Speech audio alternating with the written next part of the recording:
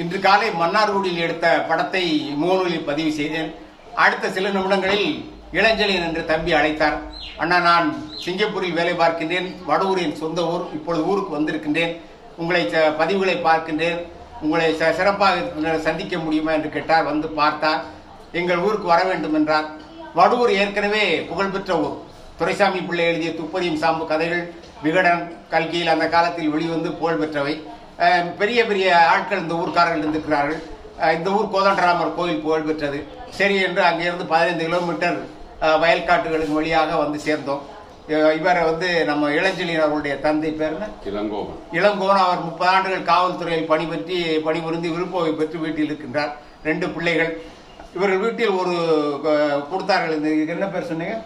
நன்னாரி சர்பத் கொடுத்தார்கள். அதுல பாதாம் பிசின் அதை ஊற போட்டு அடுத்து என்ன விதை? சப்ஜா என்ற விதை. இப்படி ஒரு பானத்தை இன்றுதான் முதல் முறையாக குடித்தேன். ரொம்ப சிறப்பாக இருந்தது. இது கேரளா அல்லது இலங்கை போல ஒரு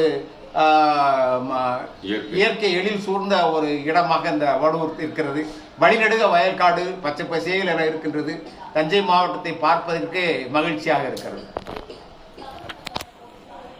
அப்படி அந்த ஸ்லோவா அப்படியே ரொம்ப வேண்டாம். ரொம்ப நேரம் ஆகக்கூடாது தம்பி. 1.5 நிமிஷம் தான் வீடியோ.